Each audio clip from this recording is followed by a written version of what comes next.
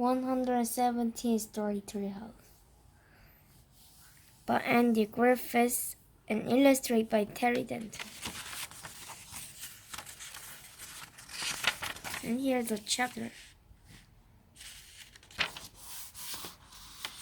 Chapter 1. The 117-story treehouse. Hi, my name is Andy. This is my friend Terry. We live in a tree. When I said tree, I mean tree house. And when I say tree house, I don't mean just any old tree house. I mean a 117-story tree house. It used to be 104-story tree house, but we've added another 13 stories. So what are you waiting for? Come on up.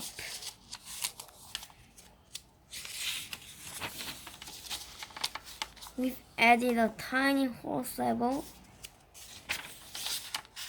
a pajama party room, an underpants museum, a photo bombing booth, a waiting room, a treehouse visitor center with a 24-hour information desk, a penguin power flying treehouse tower bus, and a gift shop. The door of doom. Don't open it or you'll be completely and utterly doomed. A circus with fire eaters, sword swallowers, chair tamers, trapeze artists, and clowns. And all you can eat, including the furniture level, where you can eat absolutely everything, including the furniture, a kite flying hill, a traffic school, a giant flying robot arena, and a water ski park filled with flesh-eating piranhas. Don't worry. As well as being our home. The treehouse is where we make books together. I write the words and Terry draws a picture. Coming.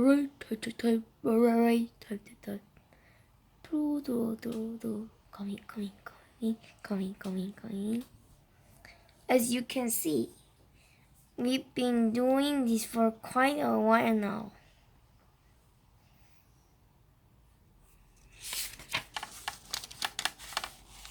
It can get a little crazy at times.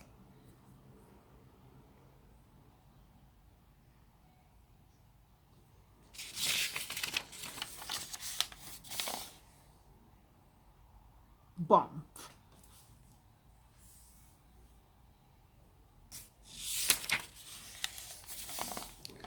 But somehow we always get our book done in the end. Chapter 2. Can't. If you're like most of our readers, you're probably wondering how come it's always me who tells the story and never Terry. Yeah, said Terry.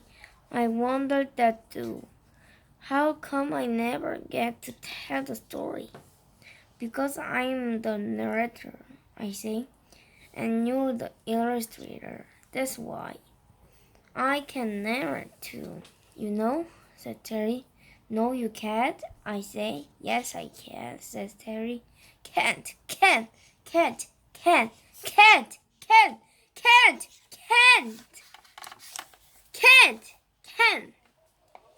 I'm just about to yell can't. Even bigger when Jill comes along. What are you two arguing about? She says. Terry says he can narrate and I say he can't. There's a better way to settle this than by shouting at each other, says Jill. Really? I say, how? Let Terry do some narration and see how it goes, says Jill. But he's an illustrator. Illustrator can't narrate. Everybody knows that. That's not true, said Jill. What about Dr. Moose? He wrote and illustrated the split in the head. And who could forget the wonderful Beatrix Potter, says Jill. I love her animal stories. And she does the story and illustrations as well. Ring, ring, ring, ring, ring, ring, ring, ring. Oh, there's our video phone. I'd better answer it. I hope it's not Mr. Big Nose, says Terry. Me too, I say. I answer the phone. It's Mr. Big Nose. Why hasn't the story started yet? He said. Because, I say, Terry wants to tell the story and I was just explaining the illustrators can't tell stories because that's the author's job. That's nonsense, said Mr. Big Nose. What about Boris Benduck?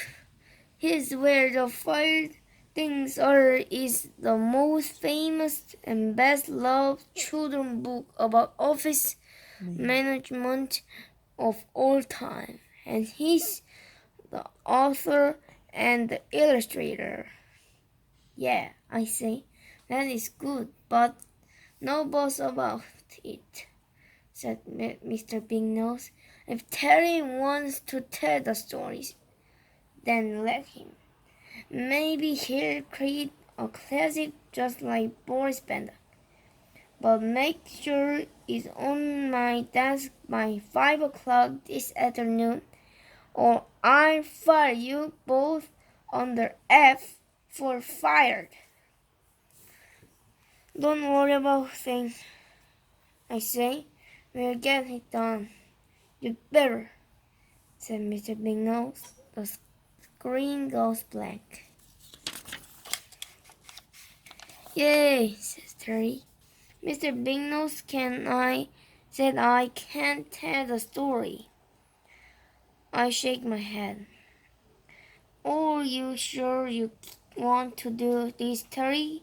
Storytelling is not as simple as it looks, you know. You can get into quite a lot of trouble, actually. If you do anything wrong, the story police could arrest you and put you in prison. What for? Says Terry. For crimes against storytelling. I don't believe you, said Terry. There's no such thing as story police. There is so, I say.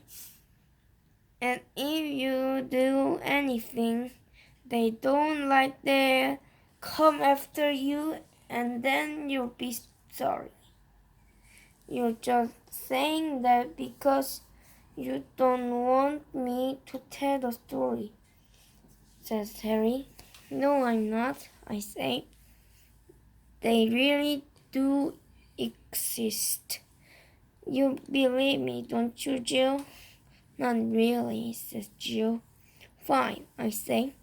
Tell the story, Terry, but don't say I didn't warn you.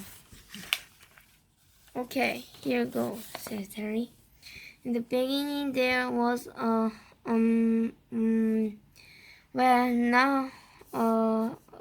well, it's like this, you see. Yeah.